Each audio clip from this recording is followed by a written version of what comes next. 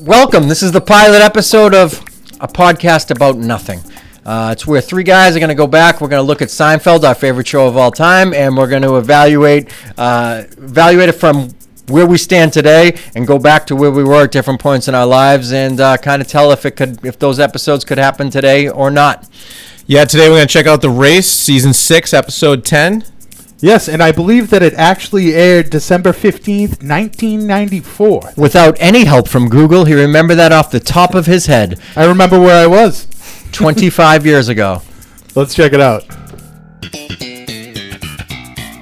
Oh, Mr. Meyer, this is my friend Jerry Seinfeld. Duncan Meyer. Elaine, only one other person in the world knows what I'm about to tell you, and that's George. When we were in the 9th grade, they had us all line up at one end of the schoolyard for this big race. Ready, on your mark, get set, and I was so keyed up, I just took off.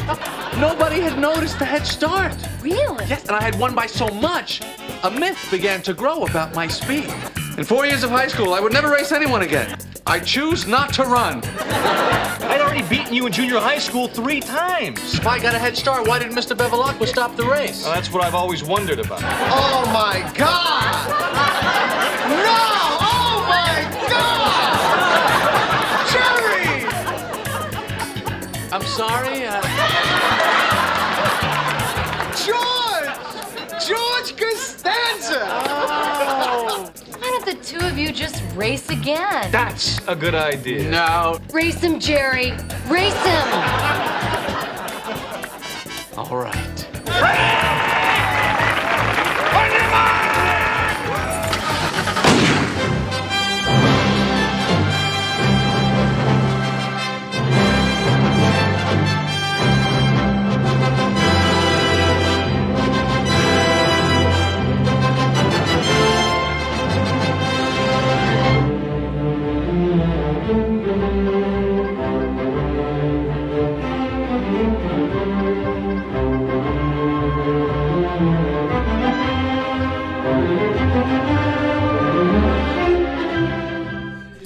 I don't know if my enjoyment for that episode was magnified because it's such a great episode or because like we're watching it as a group and evaluating it like historically, but I fucking loved that. Yeah, that was great. Yeah, that was like that's gonna be like top 20. Yeah, I would say. Yeah, I was gonna say it's top 10. It might even be top 10. I forgot how great that episode. The music is just so awesome at the end when he's racing.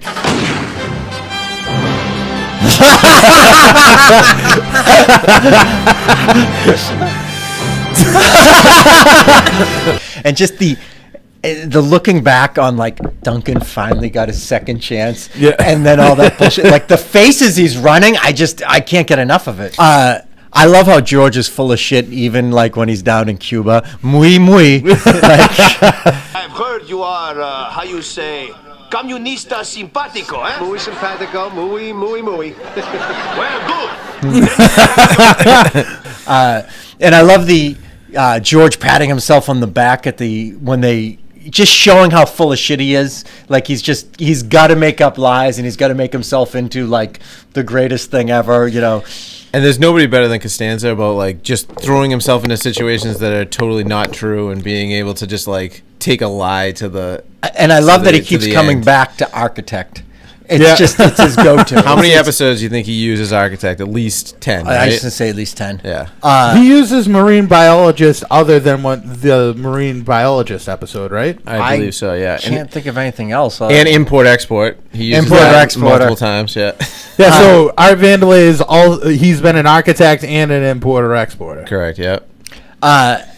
And I love how full of shit George was when he sees Jerry for the first time in 20 years. Oh my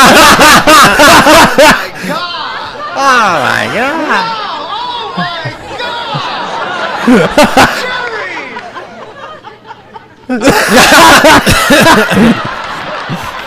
Jerry! George Costanza!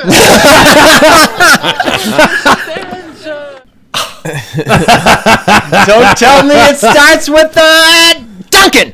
Like, it's just, that's one thing that's so awesome about this show, or about the acting in it, is just the cadence that they say stuff in it just sticks in your head for years. Like I don't know why that, like, it starts with that's it's just it's in, Starts with Duncan. And I mean, for me, Costanza is like, I mean, hands down the best guy in the whole show, and I know that they're all great. I mean, Costanza's my favorite. But to me, Costanza's just like, he's so ridiculous, and like, you know what I mean? He's a spirit animal. Yeah. I always like, you see him in situations like in the coffee shop, and he's like, whenever he plays, he's the over-the-top, super nice guy, when we all know that he's deep down, he's a fucking scumbag. He's a dirtbag. That's the funniest part about George. Every time he goes into that mode, like he's trying to please everybody and be a people person. It's kind of being like Eddie Haskell, but not to parents. Yeah. You know what I mean? Yeah. He's like a 1990s Eddie Haskell. That's the best way to say him. Yeah, I think Costanza is probably my favorite character in the history of television. And breathing down his neck is Frank Costanza. Best secondary characters in any show ever. You know what I mean? Guys like that only made 10 appearances, only made 5 appearances, they stick in your head like no other show. You know what I mean? Like, I mean, how many... I think Frank Costanza's only been in like 10 episodes or 8. No, it really is. It's not a lot. There's no way it's as low as 10. We'll have to check on that. How many, how about like Putty? Putty's only in like 5 or 6 episodes. Putty's in a very low number. I agree with that, but like, I mean, Frank's probably in more than that, but I know that Putty, you would think he was in 30, the way that like they were so impactful, how great his character was in the episodes that he was in, and you know what I mean, you feel like it's more than it is. How 90s hot was Lois in this episode? Very unbelievably 90s hot. Quintessential with that haircut, the shoulder length with like the little side angle bang action going on. All you can see is like a square of her face. Yeah. You know what I mean? Like it's everything else. That square is hot. It's just it's like a TV. I'm picturing you.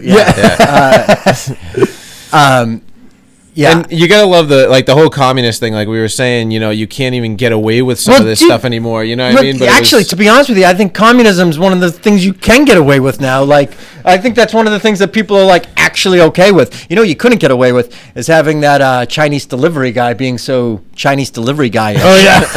Like, I'm not paying for this. Fine, Venice. We're putting you on our list. What list? This couldn't air today. And I love that Elaine gets him blacklisted. Like, how great is that? You're on our list, Elaine Venice. And now, you're on our list, Nerd Isakov.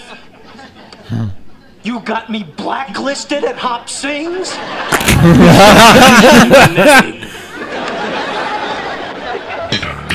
And the other funny part about Elaine's like transformation when he's talking about he's like, yeah, but you know we still got China and Cuba, and she's like she's basically saying like China and Cuba ain't shit. Yeah, right. And now look, like, 20 years later, China is bigger than ever. You know what I mean? So she was really underestimating the power of China. I love his response though. He goes, "Yeah, we had a good run." You know, like. And I mean, we talked about this, but the whole the dynamic of Kramer, you know, Kramer and Mickey. Is how just many unreal. of those team ups have we had? I gotta say, this approaching a handful. I bet you Mickey's only been in 5 episodes. Really? But another one just seemed like every one is a classic. The best part about the later seasons is when they get to the point where the characters open up so much that you can believe them in almost any situation, and that's where the muffin really came out of the pan for the show, like so to speak, where it really came out and did its own thing. But watching this particular episode and watching how there's 4 different story arcs going at the same time, and the peaks and valleys of each individual arc too, you know, like with George's thing, you got him trying to get broads from the Daily Worker. Exciting, uninhibited woman seeks forward-thinking comrade. Appearance not important. Appearance not important. This is unbelievable. Finally, this is an ideology I can embrace. Like everything comes to a head with Steinbrenner. George, the word around the office is that you're a communist. Communist? I am a Yankee, sir, first and foremost. You know, George, it struck me today that a communist pipeline into the vast reservoir of Cuban baseball talent could be the greatest thing ever to happen to this organization. And then you get the great thing at the end. It's in Cuba. I've heard you are, how you say, Comunista simpático, eh? Muy simpatico, muy. And nobody like George will ever follow a story through, or nobody will stick to a lie more than George. Oh, I love that it. he sticks to the fact that like he's just trying to pick up a girl because she doesn't care what you look like, and it leads to him going to Cuba to try to pick up bitches. You know what I mean? Like the fact that he, you know, I mean, most people say, "Oh, I'm not a communist," but you know, he's all the way down in Cuba now trying to pick up the next prospect. The episode when Joe Netchie in one of the episodes says, "Oh, don't go, George. He'll hurt you." And he's like, "Who's gonna? I'm gonna hurt. I'll marry her." Like, and it's like, yeah. And you gotta love Kramer, because it seems like Kramer always like has these things where he's just always looking for something. Like he always gets attached and pulled into these crazy situations. It's like this guy comes in with a little bit of literature and he's ready. He's ready to change his whole fucking life. Yeah. I love the phone flip. Hello. Great move. The phone flip was a huge thing in the late 90s because of that, when he just throws them the wired phone. Yeah. That was like, so many things can go wrong. There could be a snag in the line. Oh, yeah. You know what I mean? You get one of those little there was always a kink in the hose. Oh, yeah. You always have you have the houses that have the straight cords, but the curly Q ones, like how many times was that thrown? It got kinked and just got yanked back and got thrown on the ground. You know there must have been. What do you think the under/over should be for takes on that? Maybe I was 15. I'm saying a 5 to 7. Do you think there was a guy that was 7? Do you think there was a guy working on that was just unkinking? I bet you that was a new line. I bet you there was a grip that was opening a cord out of a bag for that episode. Yeah. We went through 6 different phone cords. The phone flip, that was such a huge move. And I love that Elaine's another one that just like, she's always never afraid to just like, you know, come out with like, "Are you a communist?" Money. Are you a communist? Like that was kind of something that she's always been like, never afraid to just ask anything and get right down to it. And I know that, you know, that's part of the show too, but it's so good that, you know, and the way that she does it too, the money. Are you a communist? Another day, another dollar. Again, cadence. The cadence sticks with you for years. It's just amazing. Like, and I can't tell you how many times, whenever I do like say another day, it's just always something that'll pop into my head. It's just always Elaine's voice following it. Another day, another dollar. Yeah. And maybe I'm biased, but Elaine, best female character in a comedy, because she was able to hang with the guys that were doing such like, you know, like guy kind of topics, and she was able to fit in, and like it never missed a beat. She only brought it up, never brought it down. You know what I mean? And I think that was always something that was pretty incredible, you know?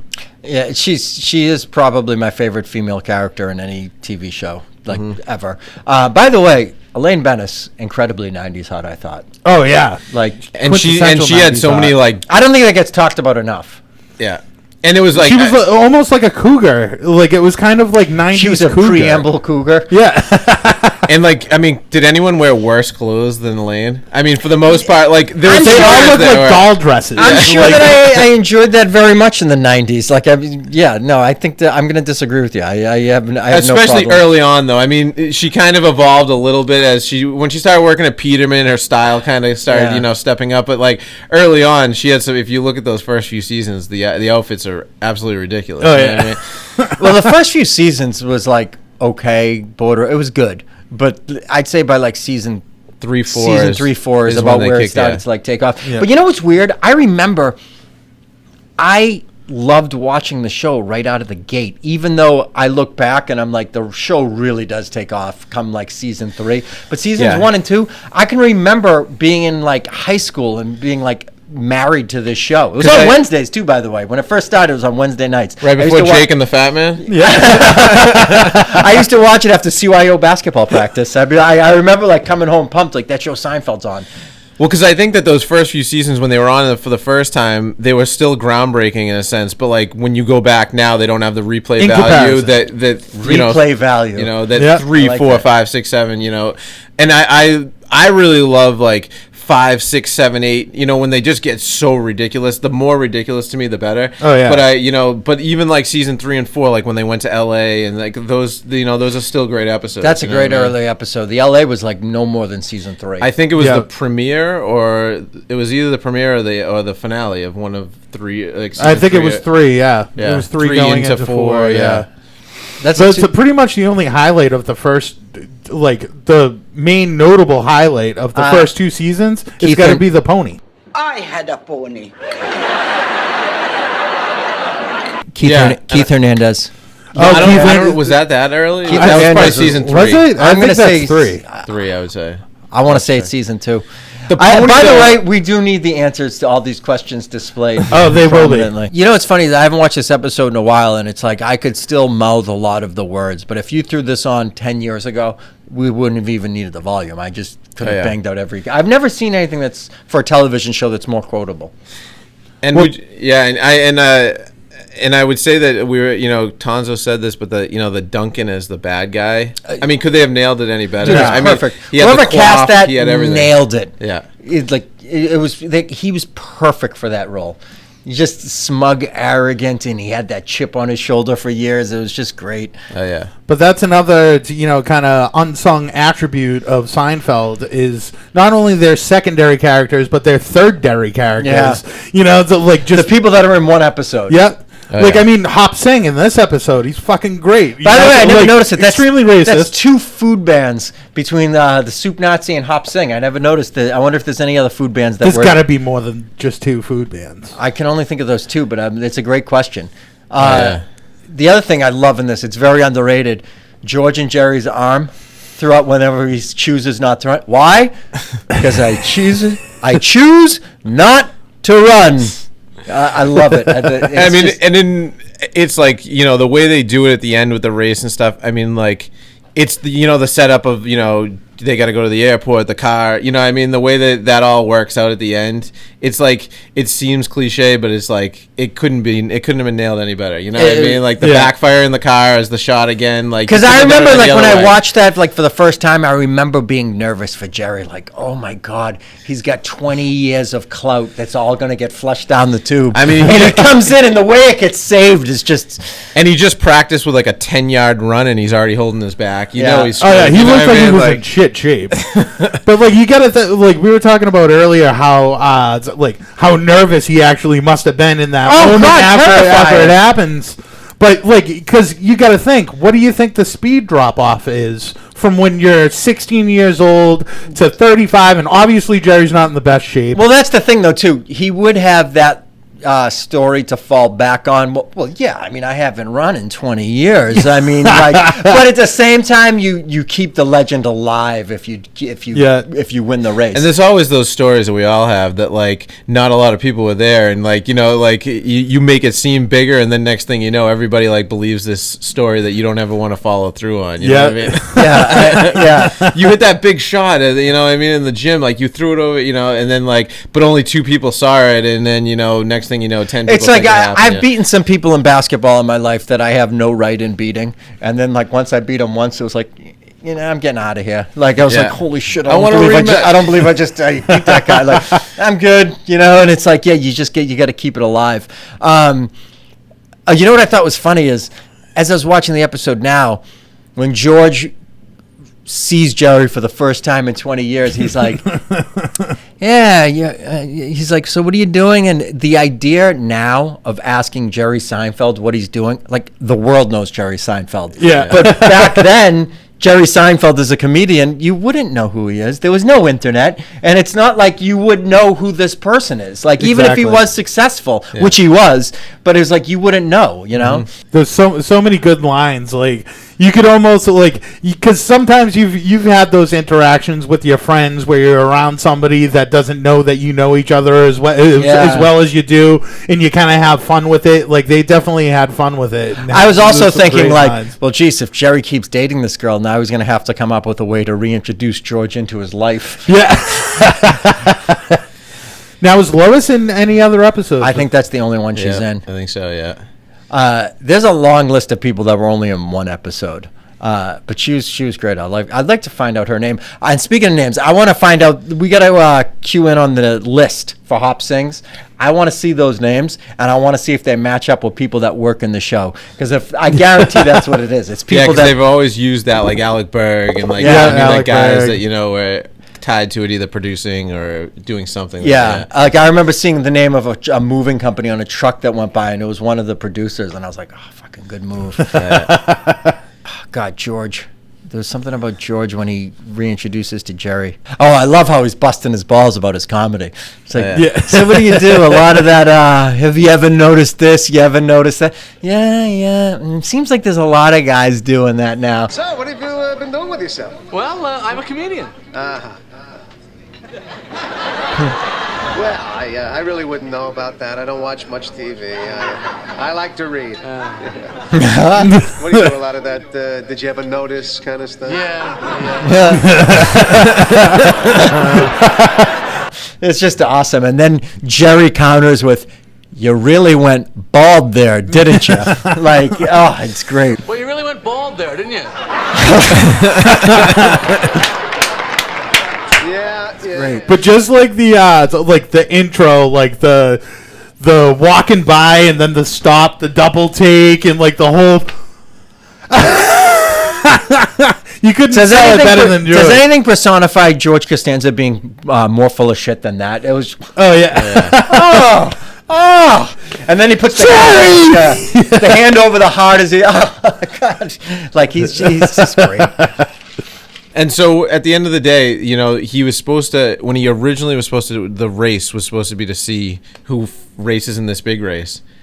And then he wins, and then when he was in high school, and then he never races in the big race. I mean, like, you would think that there should have been more ramifications for, Well, he said that he goes, the track coach would call my parents and said to them, it's a sin he's not racing. Like his God-given talent. He's wasting his God-given talent. It's kind of a communist. It's almost a communist salute in a way. Plus, another thing that it's a theme throughout the whole show is that Jerry, loves Superman and everything. So, like, the fact that he finally found the Lois, this was something that, like, he had to be super pumped about because, like, he just says her name like as many times as he can. I love it, and it's like how often you do that in your own life where you're like, this joke's just for me. Yeah. You know what I mean? Like, we all have that. There'll be small interactions at a Dunkin' Donuts or like at a Marshall's, wherever, and I'll just say something to the cashier, and I'm like, that's for me. Like, is there anything more satisfying than being able to nail a movie quote in an applicable situation? You know, like faster than a speeding bullet, Lois. Like that's like when is that line gonna come out? How great was the closing scene of the episode when he's just about to kiss Lois and he's like embracing her, and the Superman music's playing and he looks and he gives the Christopher Reeve wink. Yeah. It's fantastic. I love it. And that's a great episode. And you know what that was? That's an episode. You know what's always great too is that, like, I mean, I know other shows do this, but nobody kills Seinfeld better than the show's over and the final. Like the final scene. The post-credits? Yeah, the post-credit cut. I mean, like, it's always something that really kind of is just like a B or C story of the whole thing, but it just, like, kind of ties it all together. And nobody's better than them at tying. I mean, think about it. George's storyline is he sees something in the Daily Worker. He talks about how the boyfriend might be a communist. He looks the thing in the, he calls up the person. They call back. It gets tied into him working at Yankee Stadium. Next thing it's very Pulp Fiction Tarantino-ish. You get these four storylines that have nothing to do with one another, and they all tie together. You know what I mean? It's very impressive. You know what I mean? So that's an episode. All right, that's an episode. Maybe I will, Lois. Maybe I will. It's fucking awesome. That is so great.